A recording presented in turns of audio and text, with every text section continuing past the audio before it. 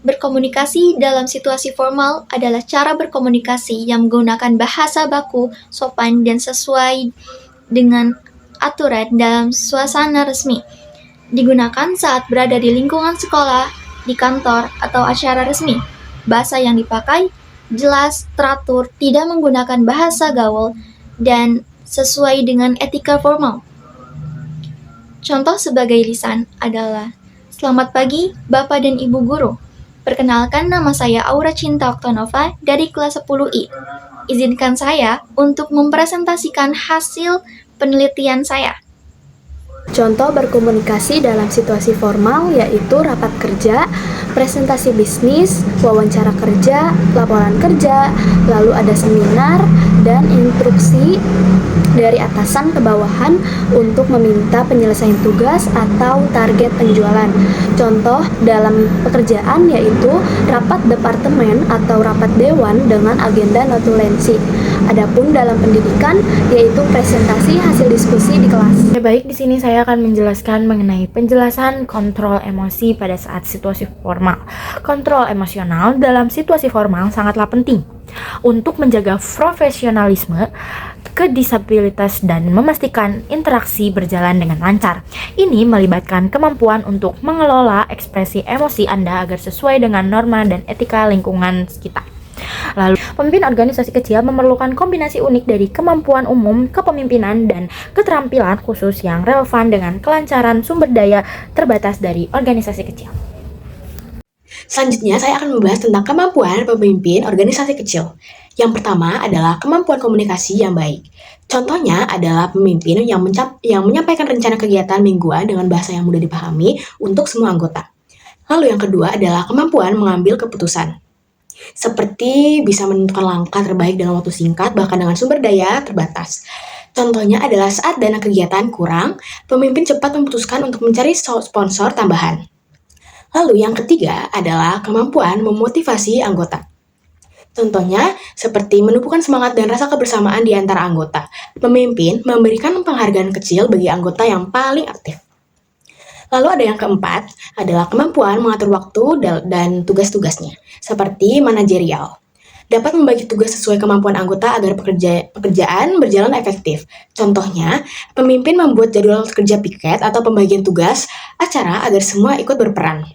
Lalu yang kelima adalah kemampuan mendengarkan dan empati, yang seperti mau mendengar pendapat dan keluhan anggota dengan terbuka. Contohnya, saat anggota punya masalah pribadi yang memengaruhi kinerjanya, pemimpin memberi dukungan dan solusi. Dan yang keenam adalah kemampuan memecahkan masalah atau problem solving, seperti dapat mencari jalan keluar dari setiap kendala yang muncul. Contohnya, ketika salah satu alat kegiatan rusak, pemimpin mencari cara cepat untuk memperbaiki, mencari pinjaman. Yang ketujuh adalah kemampuan beradaptasi. Contohnya seperti saat acara harus dipindahkan tempat mendadak, pemimpin segera mencari lokasi alternatif yang sesuai. Adat berorganisasi merujuk pada budaya organisasi, yaitu seperangkat nilai, kepercayaan, kebiasaan, norma, dan asumsi dasar bersama yang dipahami dan dianut oleh anggota organisasi. Membentuk cara mereka berpikir, berperilaku, dan berinteraksi untuk mencapai tujuan bersama. Bertindak sebagai perekat yang menyatukan dan membedakan organisasi. Ini mencakup aturan tak tertulis tentang bagaimana pekerjaan dilakukan, berkomunikasi, mengambil keputusan, hingga bagaimana anggota diperlakukan. Selanjutnya ada adat untuk berorganisasi. Yang pertama adalah musyawarah untuk mufakat. Setiap keputusan diambil dengan cara berdiskusi dan menyepakati bersama. Contohnya, dalam organisasi OSIS, semua anggota memberikan pendapat sebelum menentukan ketua kegiatan. Lalu yang kedua, saling menghargai dan tanggung jawab. Setiap anggota menghormati satu sama lain dan melaksanakan tugas dengan baik. Contohnya, anggota pramuka saling membantu dan bertanggung jawab pada tugas regu masing-masing. Berikutnya, izin menambahkan dan pengucapan yang sangat wajib di SMA Negeri 1 Cikampek, yaitu saat bertanya maupun dalam keadaan yang mengharuskan kita untuk melakukan adat, kita harus mengacungkan tangan kita seperti ini. Lalu untuk bertanya, kita harus memakai adat. Contohnya seperti, siap izin bertanya, ataupun siap izin memperkenalkan diri, nama saya Rimunan Oruzuka Tagalun dari kelas 10K. Siap izin bertanya. Lalu ada adat untuk keluar ruangan. Contohnya, siap izin keluar dari ruangan untuk mengambil barang yang telah tertinggal. Lalu, atau bisa juga diawali dengan memperkenalkan diri. Lalu, izin untuk setengah-setengah.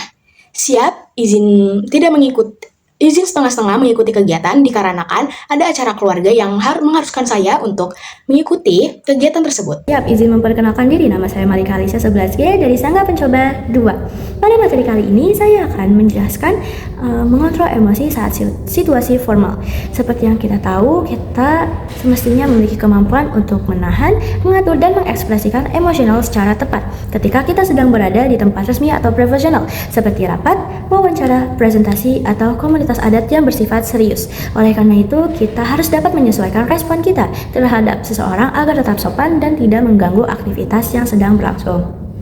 Dan di sini terdapat aspek penting yang harus kita ketahui ialah mengekspresikan emosional secara tepat. Mengapa demikian? Karena emosional yang kita miliki ialah salah satu keberlangsungan suatu acara dapat berjalan dengan nyaman dan damai ketika kita dapat mengontrol emosional kita terhadap seseorang. Oleh karena itu, jangan sampai seseorang yang tidak terlibat dalam emosional kita, kita menjadikan seseorang tersebut terlibat dalam emosional kita sehingga kita mengganggu kenyamanan orang-orang di sekitar kita.